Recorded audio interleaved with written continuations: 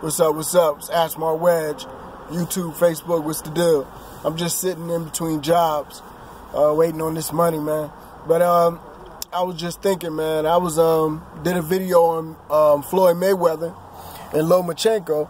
I said it'd only be right to do one on Pac-Man and Lomachenko. Well, you know, it was a real interesting situation once I got into it and really did a little bit of research. You know, because they go back. You know, it's not like none of them are new fighters. Even though Lomachenko is a new sensation, he's not a new fighter. You know, Pac-Man knows him very well. You know, Pac-Man is bigger, but Pac-Man is not bigger.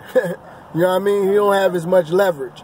See, size don't matter. That's why size does matter. Height is very important because that adds to your leverage.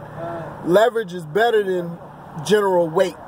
You know, you could be short and big, 200 pounds, and can't beat somebody who's, you know, 150 pounds because they got leverage over you. They're taller.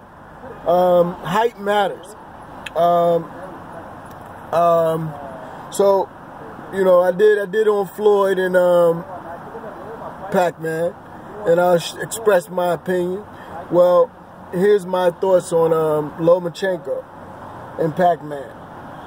As far as power, where it comes to my mind, let's talk about speed, because Pac-Man has a lot of speed.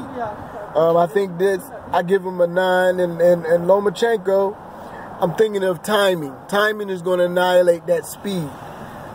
Being defensive-minded, defense first, is going to always eliminate speed, because the speed is based off of all that you got to get that energy. Timing is based on waiting, being patient, and taking what you get and give back on time, at the proper time. So that you know, I give Lomachenko the edge on that. Okay, now we go to power. We all know Pac-Man as that one-punch Superman. Indeed, power is great if you can land the punch. You know, I'm going to give this one to Lomachenko because he has something that annihilates power, which is leverage. That height, once again, that height and that leverage is going to hold the power back, because if I'm too tall, I can keep you on the outside. As long as I got enough energy to keep you on the outside, you know, that's a fair game, easy win.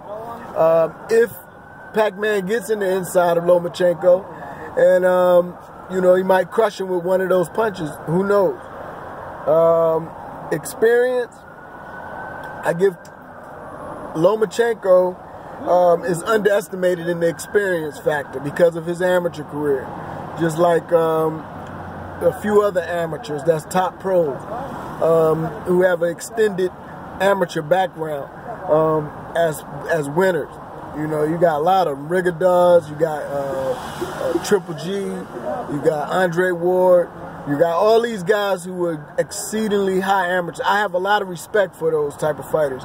I'll never count them out on professional experience versus that amateur experience, because I know what it takes to be a top amateur. I didn't make it myself, so I know. And I've been in the gym with top amateurs. It takes a lot of hard work, dedication, and you get a lot of reward that is unheard of in the pros. So Lomachenko, I'm going to give him the experience. I bet you when Pac-Man was an amateur, he was only dreaming to be where Lomachenko was at. Okay? Now in the pros, you got different politics that can get you at a certain status a lot quicker. So on the experience level, believe it or not, I give it to Lomachenko. That's why I think this would be an easy fight for him. And, you know, coming to the end. You know, even though this fight probably won't happen, but I think it'll be a pretty easy blowout for Lomachenko.